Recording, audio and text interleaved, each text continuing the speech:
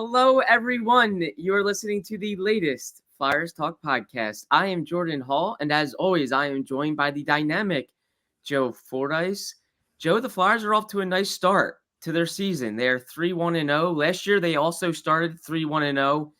And really, what's notable is they played dominant hockey on home ice. Last two wins at the Wells Fargo Center. Impressive stuff from them.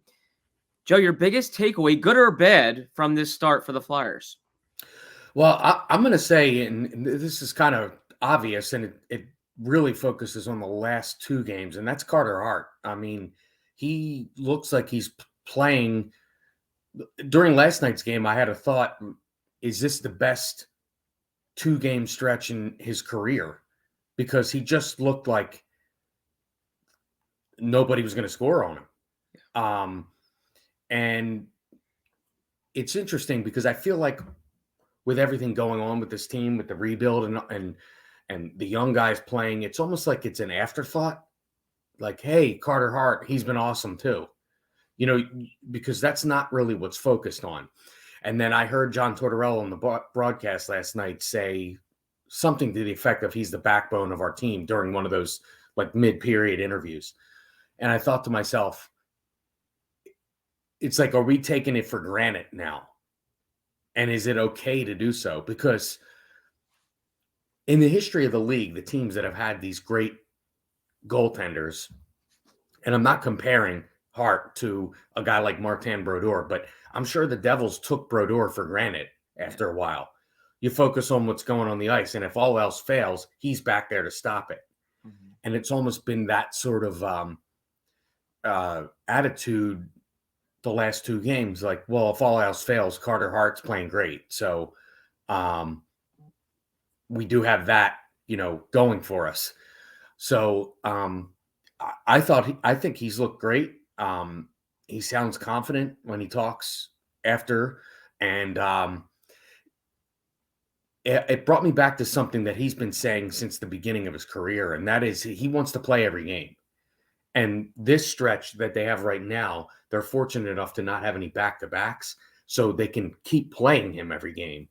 And I think we're seeing that pay off as it's almost like his confidence continues to grow. Now, the Dallas team they play on Saturday, I think, is by far the best team they've played.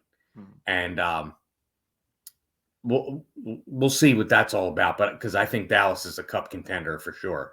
So that'll be a big test. And I mean, we assume he plays Saturday. But for right now, I mean, you just got to ride the hot hand, and he is certainly the hot hand on this team right now. Last two games, both at home, Hart gives up just one combined goal to the Canucks and Oilers. Impressive stuff there. And Joe, it just reminded me when the Flyers are playing well in front of him and they're structured and they're keeping the puck in the offensive zone, they're not living in the D zone. Carter Hart is elite. He is very, very good. If they give him a chance to stop the puck, they can beat anybody. We've seen it when Hart is on his game, they can beat anybody in the NHL. When they're having him face a ton of shots and he's sprawling all over the place, they very much look like a rebuilding team. But yeah, Hart was excellent. Joe, for me, my biggest takeaway was just Sean Couturier. I thought he was a treat to watch in these two home games. It just felt like a flashback to old times where Couturier is on the ice in all situations. He's taking tough faceoffs, and he's just that calming presence for the Flyers.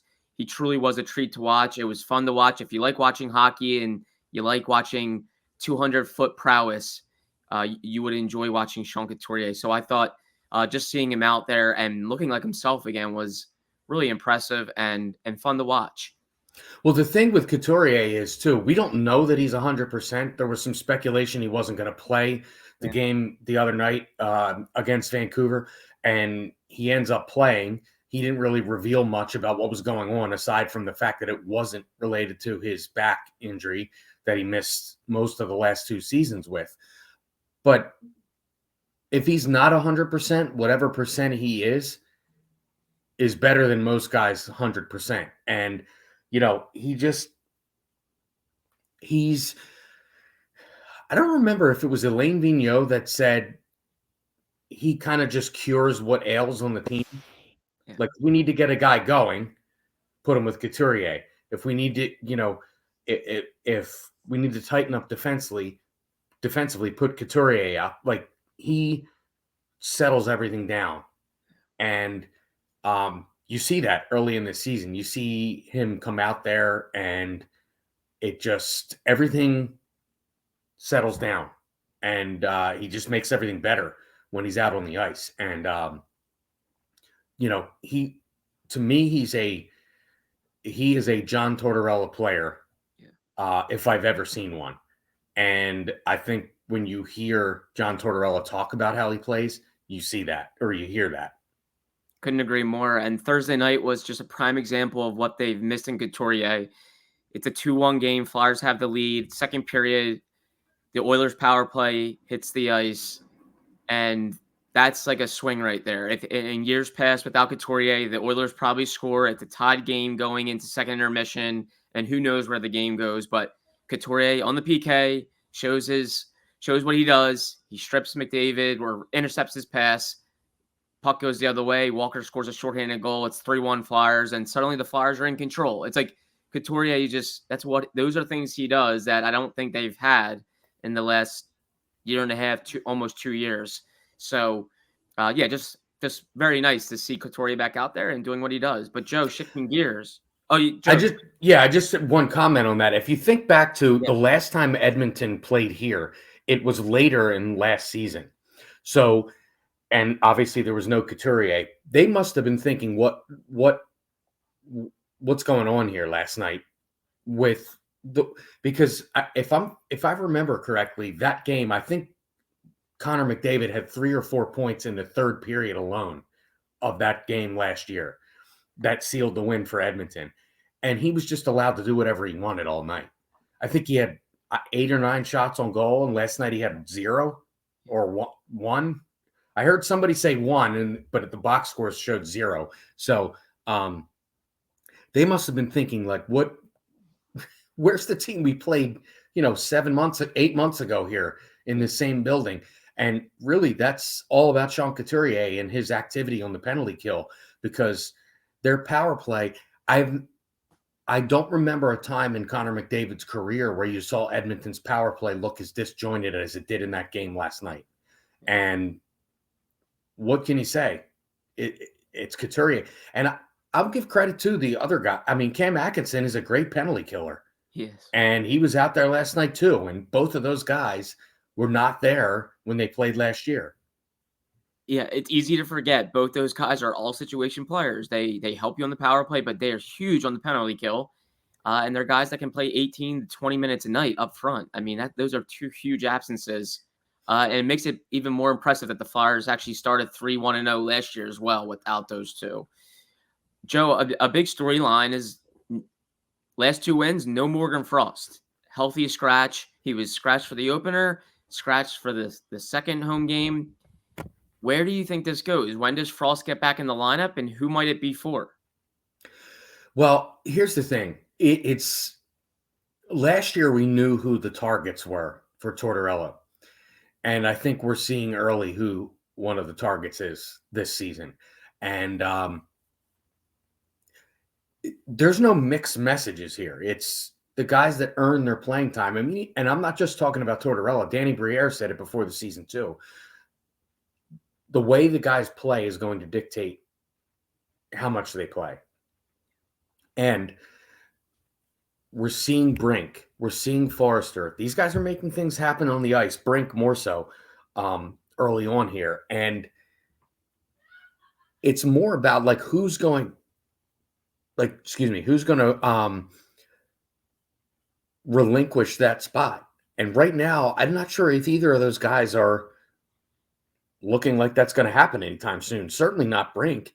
So I'm sure they'll, swap Frost in for Forrester sometime, in the next few games to get him back in there. But I think it's becoming clear that the organization, and I'm not just talking about the coach, is a little frustrated with the amount of opportunity Frost has gotten, coupled with how much he's taken advantage of, which is not much. He's had a lot of opportunities, and this is going back, the last couple seasons, a lot of opportunities to really, really grab a hold of a key role in this team, and he just hasn't done it on a consistent level, and I think that's what we're seeing right now. I thought it was a little bit of a short leash, to be completely honest. I mean, it's 2 games. He led the team in preseason scoring, and we all know what he did in the second half of last year. He was one of their best players. So I thought it was a little bit of a short leash, but I think agree, it's a short leash for yeah, sure. But John Tortorella, like, we know that about him. Like, he's big on short leashes. And the other thing you just mentioned about him being the leading scorer in the preseason, he's very quick to not let guys get too high on themselves. So there might be a little bit of that going on as well. Sorry, didn't mean to interrupt you. No, not at all. That's so true, and I do think if he gets back in, I think it could be potentially Saturday, and I do think it would be for Tyson Forster. I don't think Forster has really stood out. He's a guy that, like, if he's not getting that shot off and he's not scoring goals, he can blend in a little bit. Whereas Brink is, up the ice. He's making plays. He's more of a playmaker. His vision is constantly being seen on the ice, and I think he's been excellent. I don't think you can take him out of the lineup right now. But I kudos to Frost, though. I thought he really handled it well. He spoke to the media after the home opening benching between games and handled it like a pro, and said he understood it. He knows he has to play better, and I think that's a good sign of maturity and a guy that's taking it in stride. He's keeping a smile on his face, and he's staying positive. And I think when he gets back in there, that can only help. If you're staying positive and you're not letting it beat you up, I think that's good for him. But yeah, I think he still has to win over John Tortorella. I thought I could sense that in training camp when we talked about Morgan Frost with John Tortorella. He said he still needs to solidify his spot. Like, he hadn't won anything yet. And that's John Tortorella for you. Like you said, Joe, he's going to push you guys and make them go to another level. And if they don't, they will sit. And the thing you sense with John Tortorella about Frost is that he knows the potential's there. You can tell that he knows it, and his frustration is that he's not seeing it realized. Yeah. And that's, I think, where the issue with Frost is right now. The potential's there, and they're only seeing it come to fruition at certain times, and certainly not on a consistent enough basis to be, a solidified top 6, top 9, whatever it is. And that's what they're waiting for. And, who knows, maybe this early season stuff will bring it out of him. And I think a kick in the butt sometimes works well for players, and sometimes it doesn't. It'll be interesting to watch if this maybe messes with Frost mentally a little bit, or if it kind of triggers him and pushes him to go to another level. I think what he said was very promising. I think it looks like it's going to help him, but time will tell. Catch all the sports action and more at Rivers Casino Philadelphia. Whether it's the money line or the pass line, there's something for everyone, including a great sports book. Rivers Casino Philadelphia. Philly loves a winner. Gambling problem? Call 1-800-GAMBLER. Joe, another thing to watch is the decisions on defense. The Flyers have not had easy calls on defense. They rotated their prospects in and out over the first 4 games. Emil Andre got 2 games. Igor Zamula got 2 games. Joe, what do you think of that? Is that a sustainable plan moving forward? And were you kind of disappointed to not see Zamula get back in the lineup against Edmonton after he had a great game against Vancouver? Yeah, I did think it was a little bit odd. I don't think it's a sustainable plan because those guys need to play. Yeah. And if they're not going to play regularly, I'm not sure both of them can stay here if they're not going to play regularly. Zamula looked, like you mentioned, he looked good in the Vancouver game, scores a goal, and then he's out of the lineup. Emil Andre, last Saturday, he had a rookie game if you've ever seen one. And you'd like to see him bounce back from that. And then, but they have to make up their mind. And there's still the Ristolainen factor out there. He's here. He's making a lot of money. We don't know what his injury is. But I think we all thought he was the second a second line solidified defenseman heading into the season. And now it's kind of like, okay, where does he go when he comes back? So they definitely have some decisions to make. I don't think it's sustainable to keep 2 prospects up and only play them whatever amount of the percentage of games it is, because those guys need to play and develop. More so Andre, because Zamula's, he's a little up there in age and kind of, they probably know a little more about him, but I don't think you can keep them both with the Flyers and kind of rotate them in and out. I don't think that's a good plan. If you have any plans on either of these guys being, regulars in the lineup going forward, they need to keep playing on a regular basis. It's almost like the Flyers were maybe just waiting for maybe an injury to happen. Like, okay, we'll carry these 2 prospects and we know injuries happen. And if injuries happen, it'll make our decisions. But right now, yeah, Ristolainen has yet to play. It's looking like he's getting closer. And then Mark Stahl also got banged up in the second period on Thursday night and didn't return to the game. So perhaps injuries could force the decisions for the Flyers. But yeah, I just think it's not a good approach, Joe, whatsoever. And I think it's twofold. One, as you mentioned, prospects need to play every night. They need to be playing and playing minutes. And secondly, you run into the problem if a prospect has a good game, like he comes out. And so Zamula has a very promising night against Vancouver and he doesn't get a chance to build on it. And suddenly he's sitting after playing very well. And that's the problem too, is they didn't get a chance to reward Zamula for playing well. And I don't have a problem with Emil Andre playing. That's a fun, if that was the plan, that was the plan. But the problem is that Zamula couldn't get a chance to get back out there and build off of what he did against Vancouver. Yeah, it's all it's all about the momentum stopping, and there's not really a reason for it to stop other than this rotating of guys. And that's why I don't think it's sustainable, because players, especially young players, they build off of confidence and they grow confidence by playing and playing well. And then when you're out of the lineup, that just stops. And it's not like they have enough tenure and experience in this league to just roll with it. That's not, veteran guys are used to that kind of stuff. Yeah. These players, I mean, they're still finding themselves. They're figuring out who they are and what they, hope to be in this league. And so that's why I just don't see it as a feasible plan going forward. I think they need to decide which one of those guys for right now is going to be the NHL one, and the other guy has to go to play with the Phantoms. And I think my gut tells me Andre will be headed to the Phantoms at some point soon. I think they carried him on the roster because they weren't quite sure. Like Ristolainen was banged up, and I think they wanted to reward him. I think they thought he had a very good camp, very good preseason, and he deserved a taste of the NHL. And I'm glad they gave it to him. I think he's going to be a very, very good player for them. But he's not waivers exempt.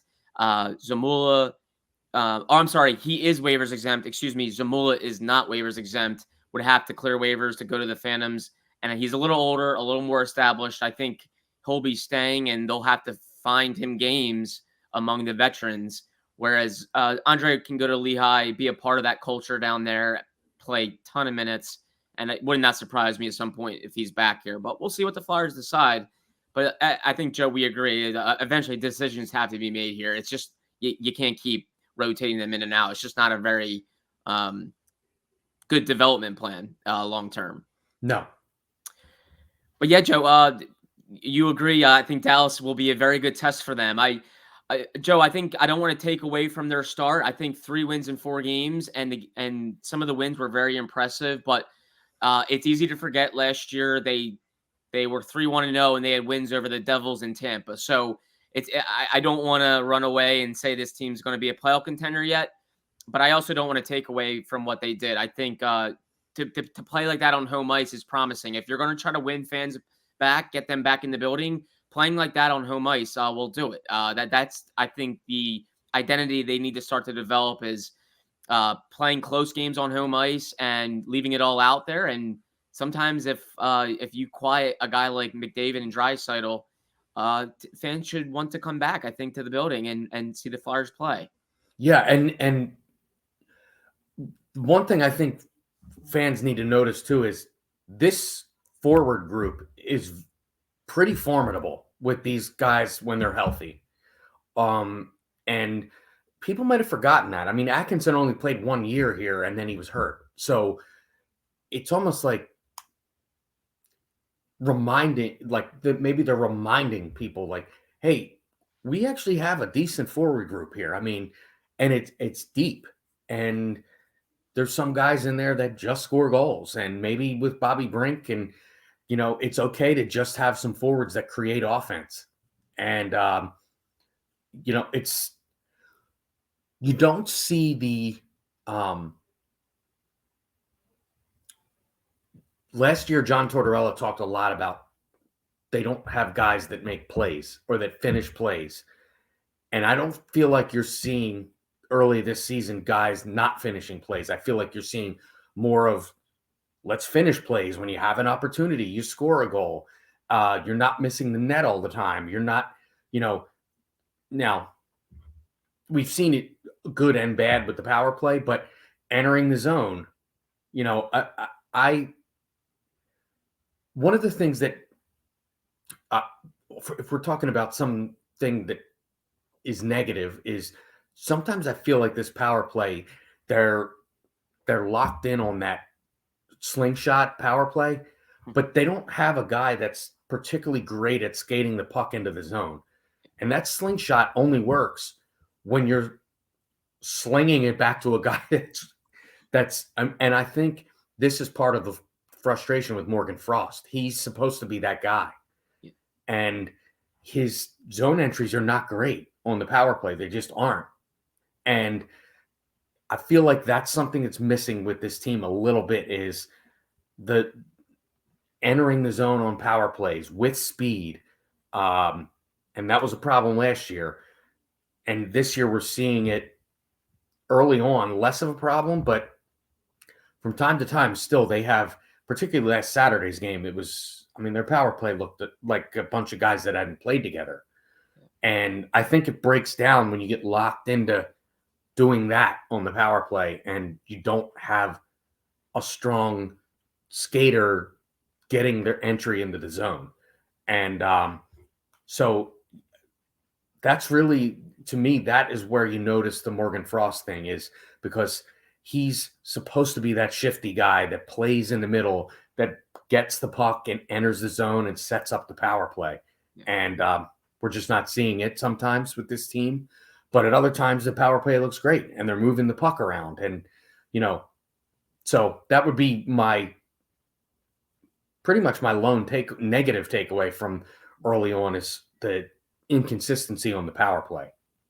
No, it's funny you mentioned that, because last night I was thinking, wow, that was a complete effort, but the power play did not score and it has not been scoring. That's probably the one thing I think they're really missing right now. If you're looking for a total effort, they're missing a power play that's taking advantage of opportunities. They have one power play goal so far through 4 games. They also have one shorthanded goal. So the PK has matched the power play in terms of goal production. That's something that probably has to change, because as we know, the Flyers are probably going to struggle to score goals at times at even strength. So they got to take advantage when the power play hits the ice, because they can't really rely on the penalty kill to kill off everything and keep the game in check.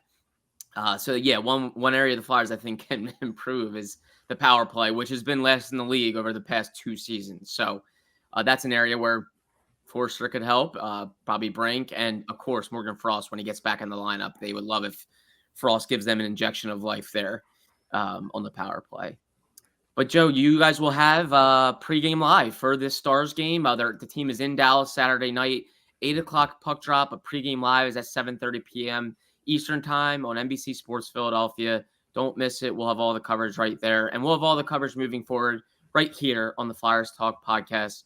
Joe, thank you so much as always. Great to see you. Great chatting with you. A big thank you to Ben Berry, our podcast producer and guru, for always being flexible with our time.